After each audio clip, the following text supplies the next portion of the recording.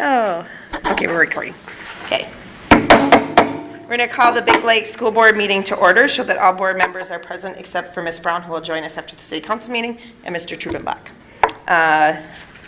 First, we need a motion to approve the agenda. I'll motion to approve the agenda. Motion Second. made by Hancock, second by Shabilian. Any other discussion? All in favor? Aye. Aye. Opposed? Motion carries. Please stand for the pledge. Thank you. I pledge allegiance to the flag of the United States of America and to the republic for which it stands, one nation, under God, indivisible, with liberty and justice for all. Okay, we have an open forum. I'm going to read the guidelines for open forum. The speaker must state their name. Each speaker will be provided 3 minutes. No action can be taken unless the matter addressed is formally on the agenda. Speaker will not make negative comments regarding any employee of the district. The board chair can end the open forum at any time. Please note that data privacy laws do not allow for any matters concerning individual employees or students to be discussed. Okay, Timothy, we are ready for you. I'm first. Here you are.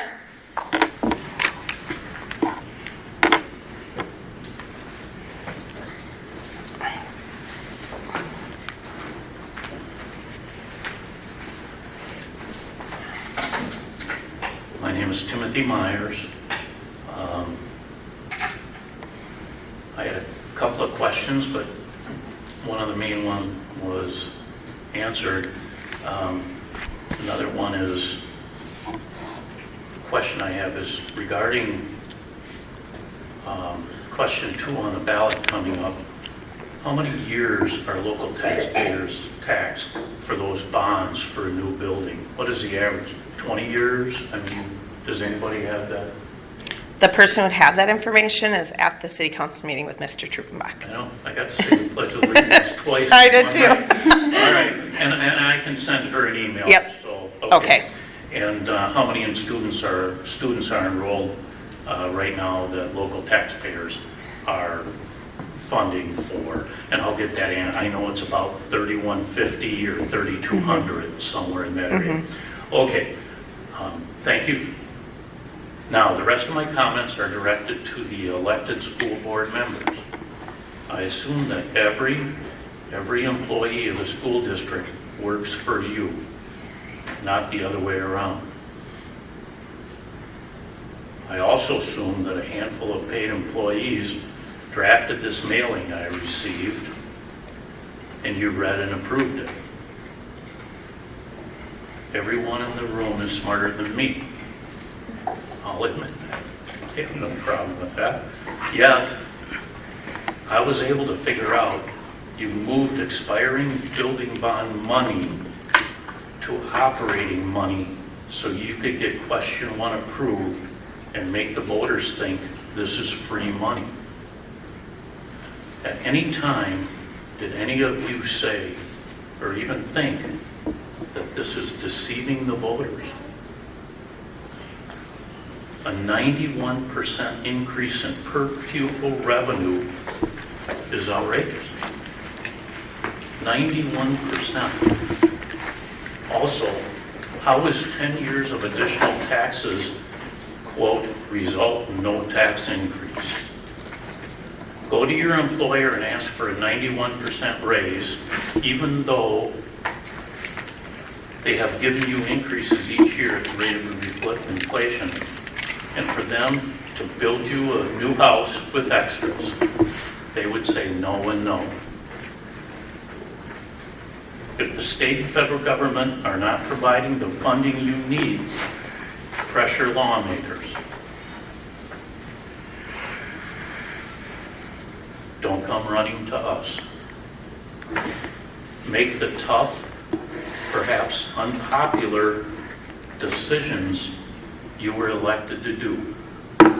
8 months ago, I provided you and the administration a document with my thoughts on how to avoid the situation you are in. School board, you are listening to the wrong people.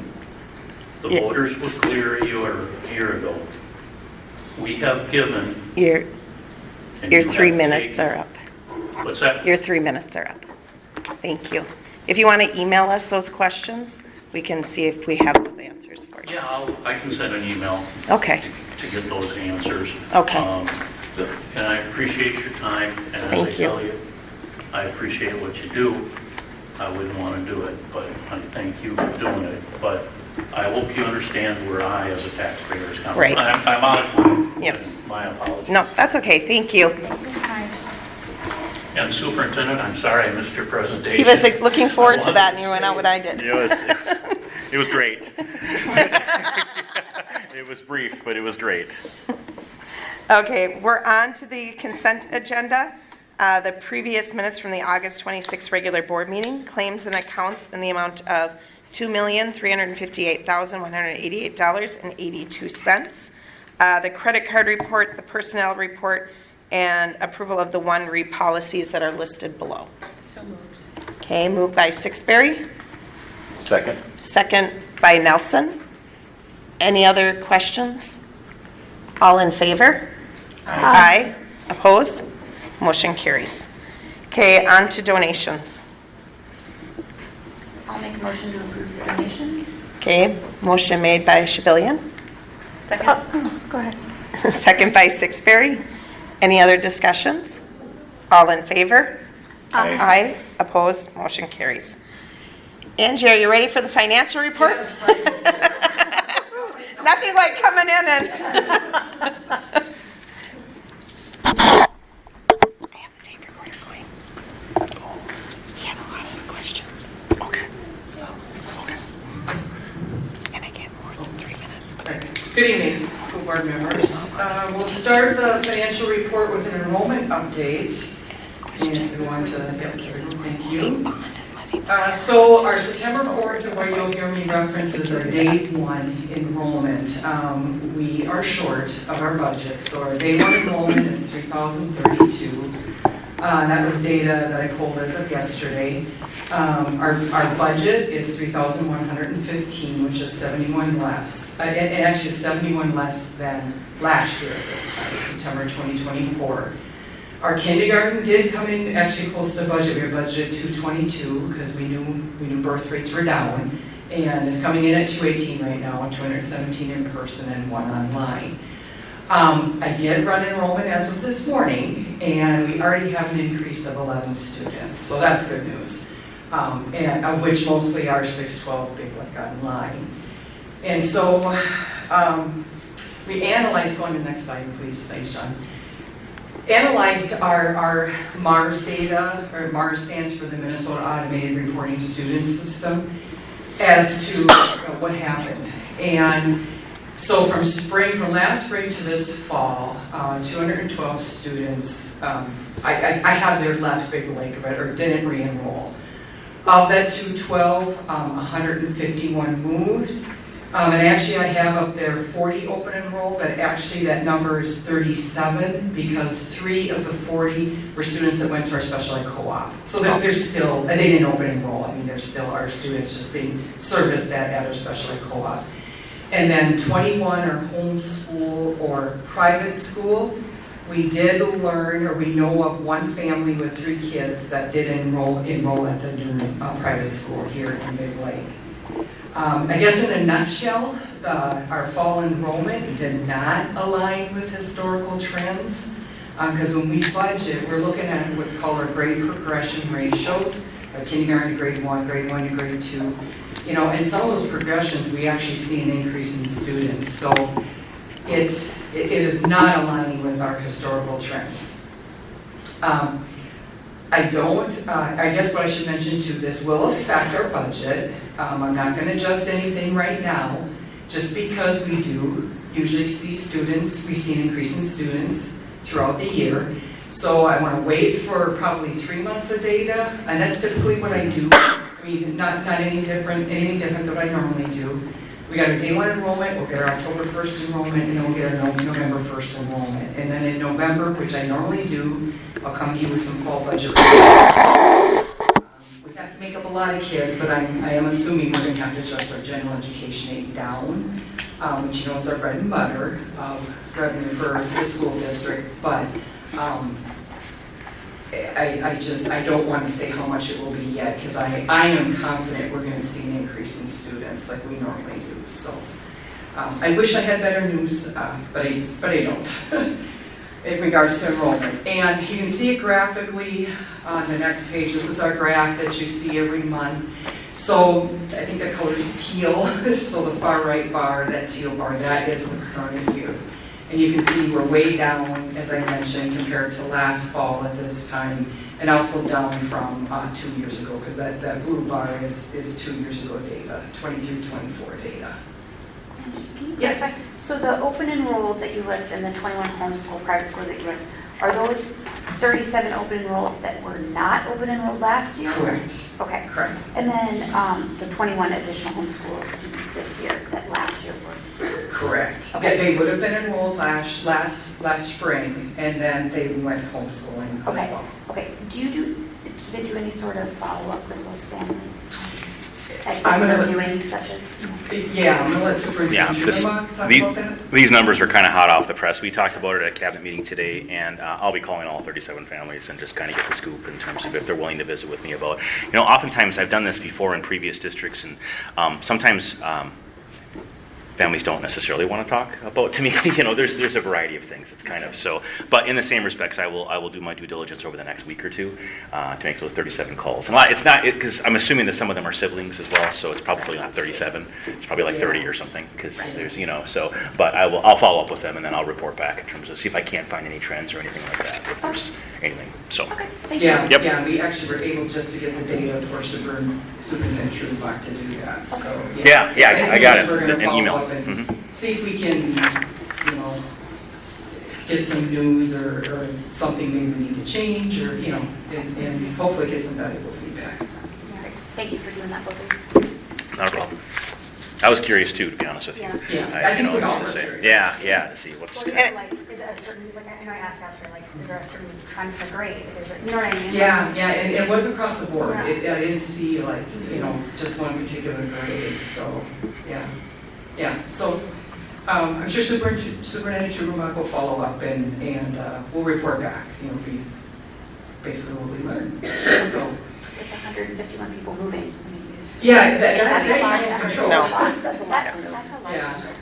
Yeah, and that actually surprised me, I'll be honest with you, Okay. that did really surprise me. Thank you.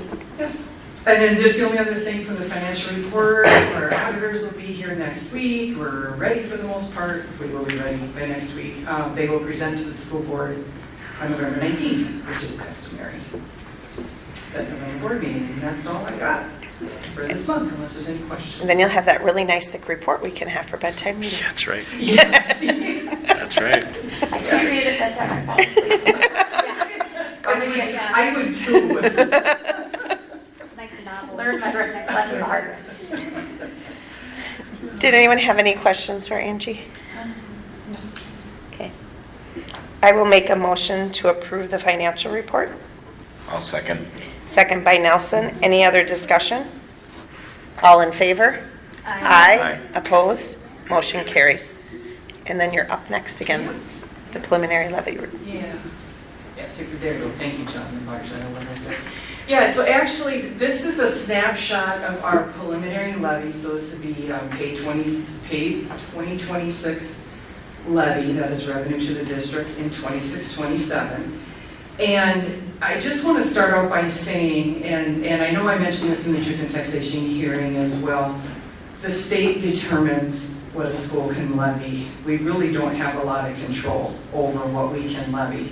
So there's several different categories: general fund, community service, and then debt service is basically what I always say is our mortgage payments.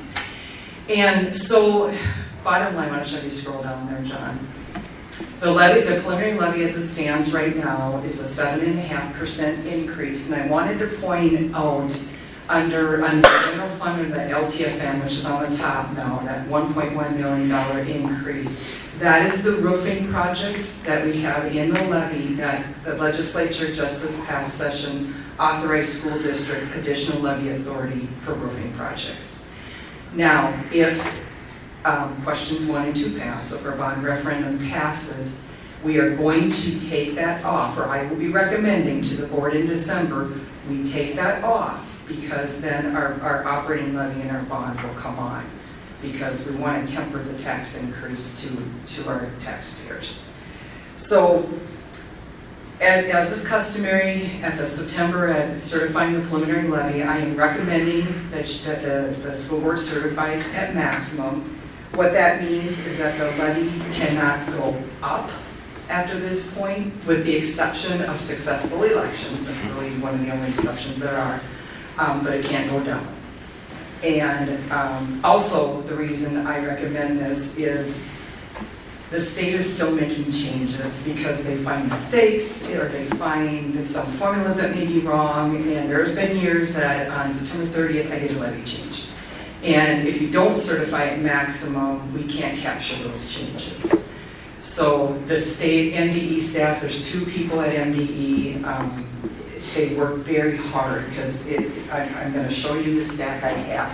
It's a 39-page document. I actually got 4 of them here because I had to have 4 levy runs because I needed them to make changes or I found something wrong. And they work very hard to make sure everything's right. So I want to give kudos to the staff at MDE. I guess with that being said, I do need to announce, this is required, that our Truth in Taxation hearing date will be Wednesday, December 17th at 6 p.m. before a regular board meeting that evening. Let's see. I think that's all I had, unless there are any questions for me. Oh, did I mention we met with the Finance Committee yesterday to actually review the levy with them. Tim and I, and then Chelsea, Amber, and Tanya. I'll make a motion to approve the preliminary levy at the maximum. Motion made by Shabilian, Second. second by Brown. Any other questions? All in favor? Aye. Opposed? Motion carries. Thank you. District goals. It's a short one. It's a short one. You want me to, or? Yeah, Okay. I'll let you read. Okay. Thanks so well. You're the boss. All right, well, thank you all. It is September, and that means we come to you and talk to you about our district goals. And so, next slide, we just kind of let you know, like, goals are what we do, and we do them well. And so on the next slide, Sindra Kamphoff tells us that the world's best know what they want and why they want it. In the face of adversity and setbacks, they go after their goals with deep commitment. We would like to say that Big Lake Schools is the world's best, and we know what we want, and that's why we're setting these goals, and we are really proud that we are going to come back after I do our data dig. Our preliminary data is showing some really good things. So for our goals, you've seen this before, we have our goal structure. We start with our strategic plan, and we go to our district goals, our building goals, our PLC goals, our individual goals, and then we even reach out and let people know that they can even make their personal goals. So all of our goals aligned and connected.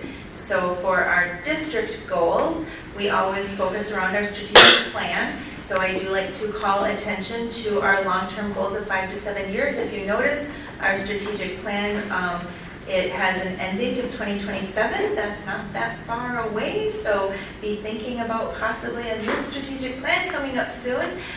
So this strategic plan has our focus around students, staff, and family and community engagement. And each of those 3 areas have our goals and objectives. And so we like to center in this as we're creating our district goals. We also have our comprehensive achievement and civic readiness in statute. So this also helps us align our goals. Replacing the world's best workforce, so we know all students, all children ready for school, all racial and economic achievement gaps between students are closed, all students are ready for career in college, all students graduate from high school, and all students prepared for lifelong learning. So I will come back in November and present our 24-25 data and results from these. And I will also then tell you our goals for this year because data comes in a little late from the state. So we also know that the READ Act helps focus our goals.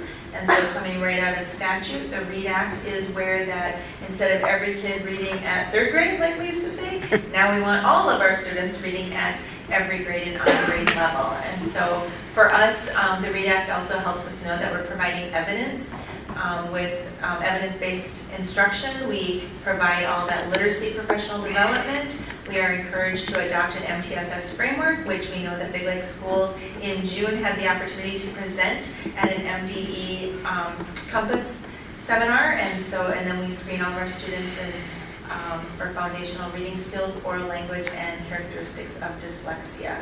So for our district focus goals, we have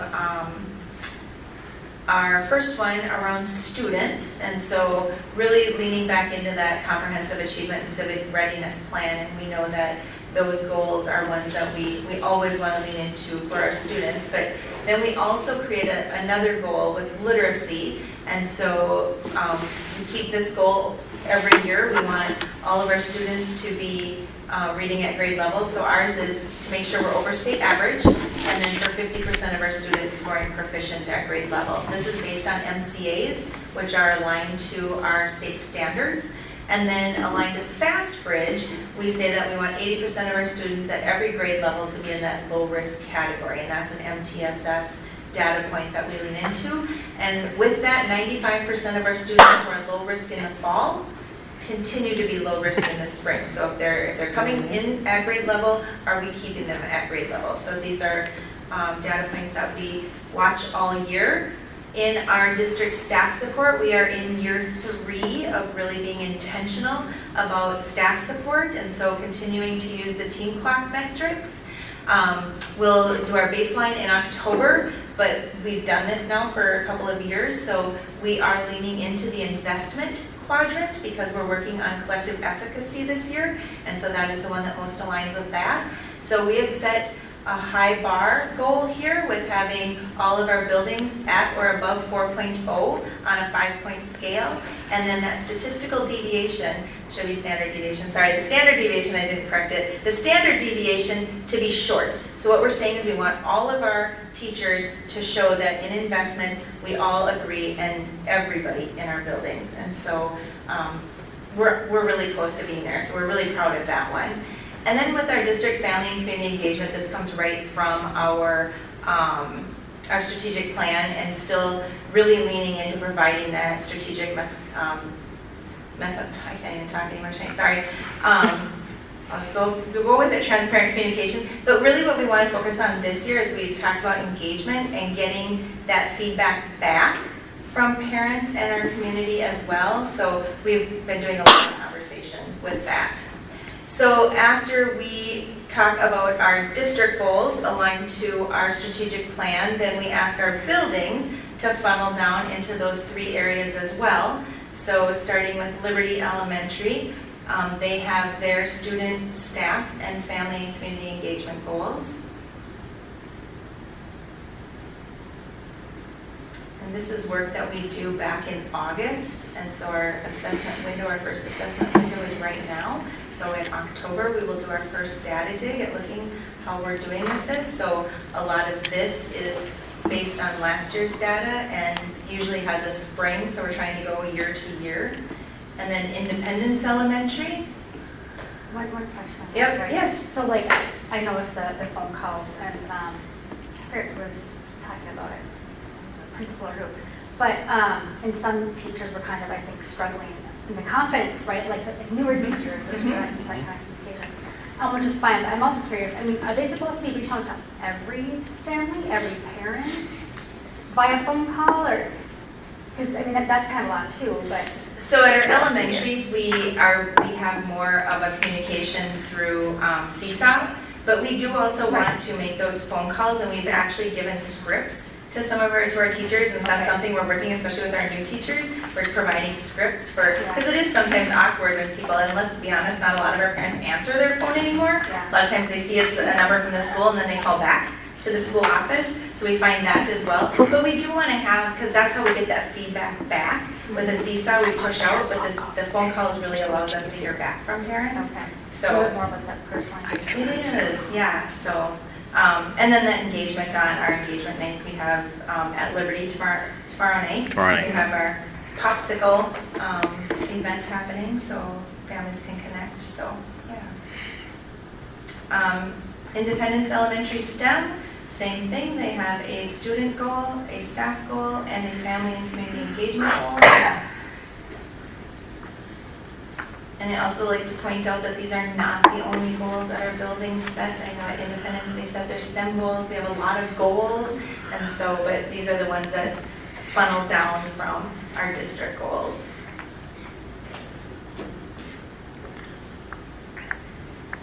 And at the middle school, again, our student, staff, and family and community achievement goal.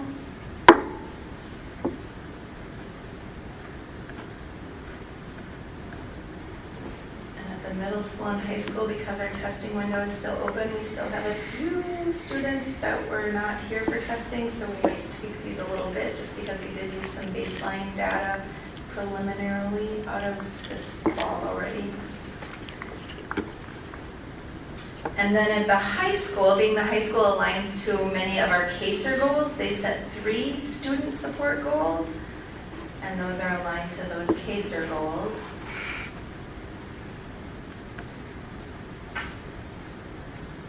And just as a reminder to the board, our graduation data does come out a year late, because they have to do all of that filtering for the 4, 5, 6, and 7-year graduation goals. And then they also have their staff and family and community engagement goals. On the graduation, I'm assuming it's like the guidance counselors who are probably, who's actively, I guess, trying to help those kids? Oh, yes, Everybody. Everybody, and I would say this. Noticeably. Yes, so so we have actually 3 counselors at the high school, 2 academic counselors, 1 more of a behavior interventionist academic counselor, and she's really there to support those 9th graders this year to get them off and running well. But at the other end that she does is really watching credits. So we're trying to catch kids early, because if we catch them at 12th grade, it's too late for them to earn enough credits. So she's really working with those 9th graders, 10th graders, 11th graders, and then it really becomes a personalized situation where we're doing everything we can to help kids graduate.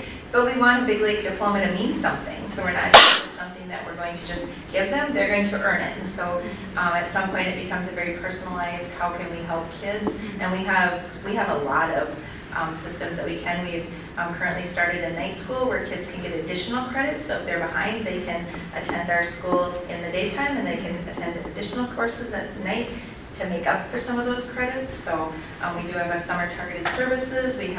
So we're doing everything we can to help our kids graduate. Do you have participation numbers for the night school? Or I don't yet, because it's just starting. It hasn't started yet, so right now it's 0.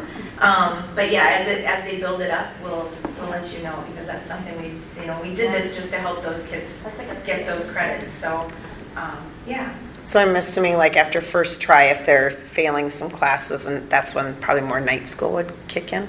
Yeah, well, we're actually going to get it up and running. I think we're going to get it up and running Okay. now. Like, we're going. But you might add more as Yes, those things. and then we do it from now till the end of the year. Got it. And that is usually they're not time buckled in, they're more course, like they can just get through courses. It's, Do they use Edgenuity then? yeah. Isn't that open also to some students who, might be like 18, 19 years old and like hadn't graduated, but they might have, I don't know, maybe half of a year left or something, and they can also attend that night class? We have that, and then they have other transitional programming they can do, and so, yeah. So this is something that the state is really growing in, so it's not, you try and